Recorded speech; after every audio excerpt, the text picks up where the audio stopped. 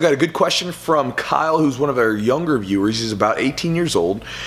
And he says that he's wanting to know if he should compete, if it's absolutely necessary that he competes, because he says that his coach has urged him to compete, but he's not so sure about it. He's kind of nervous about it. He doesn't feel like he has what it takes to do well. And he's wondering if it's necessary, if he has to compete, or if he should try to maybe not do it and just keep training and just kind of go through that.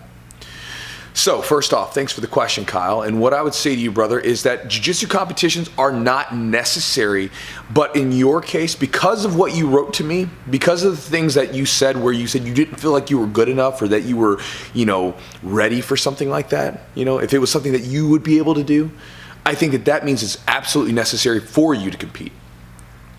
And the reason that I say that is to share a sort of stoic philosophy idea with you.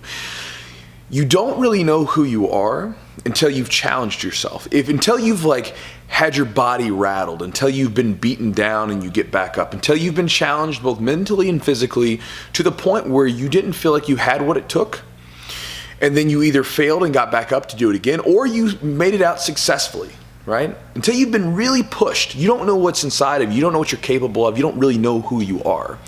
And that is an important thing that you need to go through as a young man. There's so many people that kind of go through life, period, that just don't ever challenge themselves, right? They just kind of go about, because life's pretty easy now.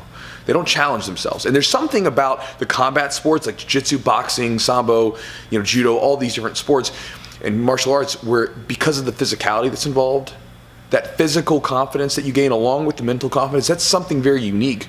And it doesn't have to be jiu-jitsu, but you need to challenge yourself in some area of your life. And the reason I say this, man, is because that idea of really knowing who you are and what you're capable of will spill over into all sorts of aspects of your life. For me personally, when I was a young kid, man, I had a void of confidence because when I was 11 years old, I was jumped by a 16-year-old, two 18-year-olds.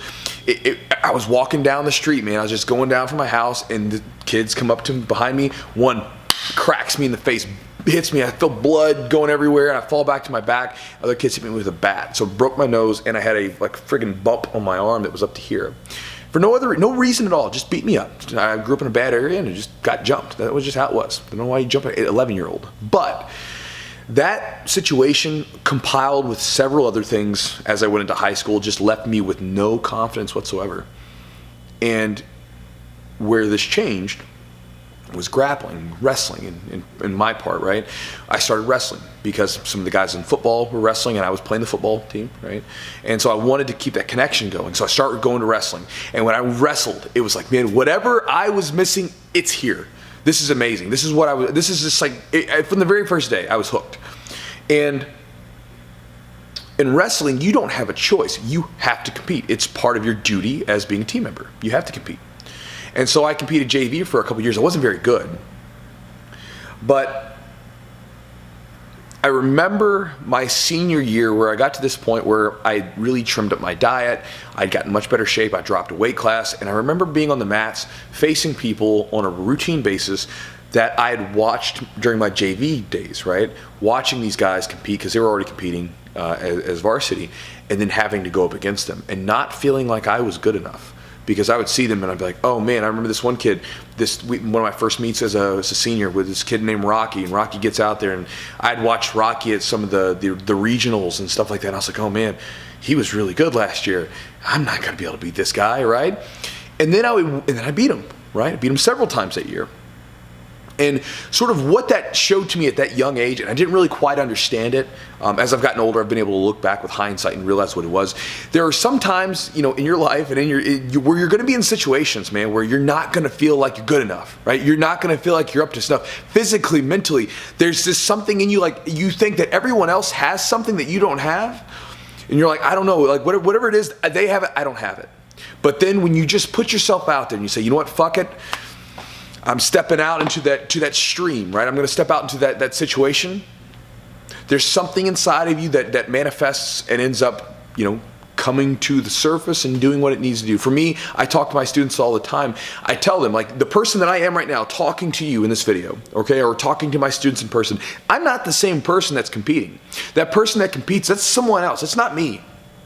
It's a different side of me that shows up when situations get tough, right? Like I think about when I finally took the leap to do this business full time. It's something I dreamed about for years. And it was something where, you know, an opportunity presented itself. Life threw me a ball.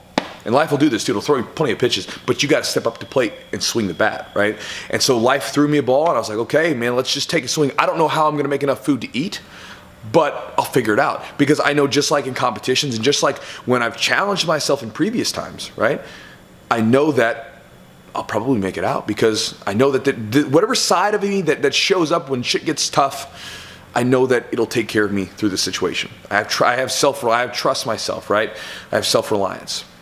And this goes to any situation. You're a young guy, man, you might have trouble talking to girls. I know that for me, man, back in the day before I started wrestling and grappling, I was so nervous that in any situation that sort of made me nervous, like talking to girls or being in front of classes, doing like a speech or something, I would just stutter, right? I had a really bad stutter. Like in my yearbook, you know, you go back and look at it, people are like, you know, I used to say, all the time. And so what I would say to you, man, again, competitions aren't necessary. But for you as a young man that's developing, you need to challenge yourself. So jiu-jitsu is not the only way you can do this. There are a number of different ways you can challenge yourself. But you need to put yourself in some challenging situations that really push you. And jiu-jitsu and, you know, competitions are an excellent way to do this, because you're going to be forced into situations where you do not feel confident. You don't feel like you're good enough. You feel like there's something missing, like you haven't trained enough. You go through so much self-doubt, and then you go through it and you come out victorious. And you have to nurture that side of you. The side, like I said, I'm talking about, there's different sides of me, right? There's different sides of you. And they're there. You just don't know they're there. So, Kyle, get out there and compete. Do it. Push yourself. Put yourself in uncomfortable situations. Challenge yourself and really figure out who you are and what you're capable of. So I hope this video helps you, brother. I'll talk to you next time. Get a grip.